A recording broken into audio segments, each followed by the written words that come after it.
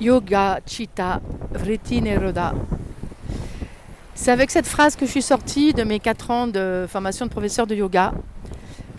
C'est l'arrêt des tourbillons du mental, l'arrêt des fluctuations du mental. C'était il y a 25 ans, 30 ans peut-être. Ça me paraissait impossible, absolument impossible. Et puis aujourd'hui, surtout avec ce voyage en mer, je peux observer les choses parce que j'ai du temps pour ça, en quelque sorte, bien que je sois très accaparée par le fonctionnement du bateau. J'observe à quel point j'ai cheminé pendant toutes ces années avec cette phrase. Et j'observe que maintenant je suis tout à fait capable de ne pas m'identifier à mes pensées et même de ne plus penser dans des plages de plus en plus longues, où il y a vraiment un silence. Descartes nous a dit, je pense donc je suis, et peut-être en fait ça a été nous sommes identifiés dans notre société moderne à cela. C'est peut-être une confusion, ou peut-être l'avons-nous mal compris. Il faut définir les mots, qu'est-ce que c'est penser? Et penser, c'est tous ces points de vue, tous ces jugements sur soi-même, d'ailleurs en premier, et sur les autres, ces points de vue sur des situations, sur des circonstances, sur une personne, sur des tas de choses. Et moi, quand j'étais jeune, j'étais assaillie de points de vue, assaillie de principes, remplie de principes,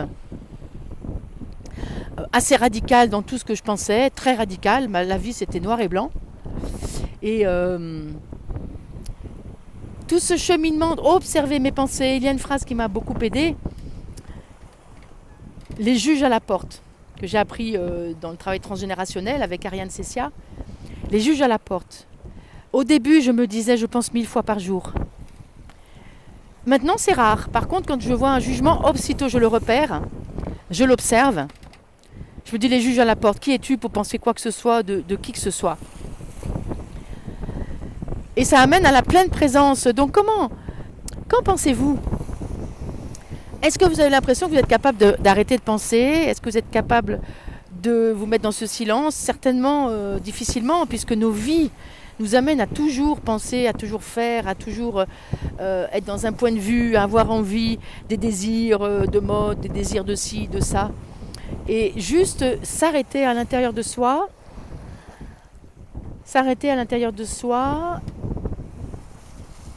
Dans mes accompagnements, c'est vraiment ce que j'apprends maintenant, parce que j'observe très très rapidement quand c'est la pensée qui parle et quand c'est l'être qui dit. Quand j'accompagne quelqu'un, quand c'est la pensée qui domine, en fait la pensée vous domine, nous domine. Alors qu'il y a au fond quelque chose d'autre, un être, l'être, qui sait que c'est autrement. Ça demande une descente dans le corps, c'est comme une naissance. Une mère en train d'accoucher, dans sa pleine puissance et dans sa pleine présence, ne peut pas penser. C'est impossible de penser à ce moment-là, sauf si on a une péridurale ou une médicalisation, mais un accouchement naturel, la femme est entièrement mobilisée, attentive. Elle est la femme qui est en train d'enfanter, point.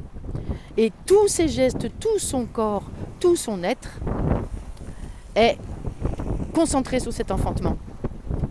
Certainement l'enfant d'ailleurs aussi. C'est pour ça que moi je pense que je repère qu'au moment où l'enfant paraît, il y a un ultime, sublime instant présent. Donc pour le faire en dehors de l'enfantement, c'est un enfantement de soi-même, c'est descendre dans son corps, venir à l'intérieur de son corps. En venant à l'intérieur de son corps, on peut se débarrasser de pensées limitantes, on peut se débarrasser de croyances limitantes, d'une éducation qui nous a appris à penser que les choses étaient comme ça et pas autrement. Et cette descente dans le corps, c'est ce qu'on a complètement oublié dans nos sociétés modernes. C'est ce que je pense que les Indiens d'Amazonie, les peuples premiers, ils sont, et on dit que les plantes leur parlent, c'est comme ça qu'ils ont une médecine très sophistiquée par exemple, parce qu'en fait ils entendent, leur être entend les êtres minéraux, végétaux, entend la nature, et on ne sait plus faire ça. Alors si ça vous inspire, bien écoutez, vous pourrez me contacter pour un accompagnement. Mais aussi, laissez-vous inspirer par une personne qui passe dans votre environnement pour vous accompagner. Ça vaut vraiment le coup, j'en suis le témoin.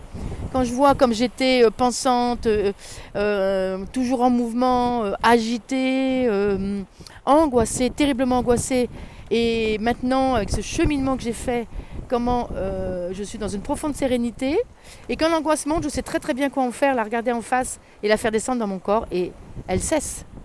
Elle n'a plus d'espace. Voilà. Anne, navigatrice, comme vous voyez, hein, je suis dans mon voyage vers Tahiti, skipper d'un catamaran. J'ai une équipe de femmes avec moi qui m'accompagnent et qui découvrent d'ailleurs qu'en mer, la pensée est beaucoup plus compliquée. Cet océan noie nos pensées. On avait toutes prévu des milliers de choses à faire et on ne fait pas grand-chose en fait, parce que la mer a ce pouvoir magnifique de nous amener dans l'être, être au milieu de nulle part, de vagues, de crêtes de vagues qui moussent, de coucher de soleil, de lever de soleil, des étoiles. Et puis concentrer aussi sur ce bateau à faire fonctionner avec les voiles pour traverser l'Atlantique, parce qu'on ne peut pas le faire au moteur. Voilà, à bientôt.